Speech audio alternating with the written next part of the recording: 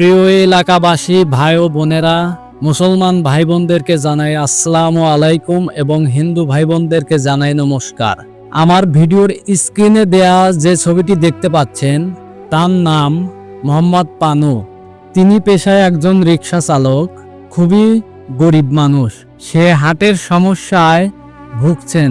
তার হার্টের রিং লাগাতে হবে।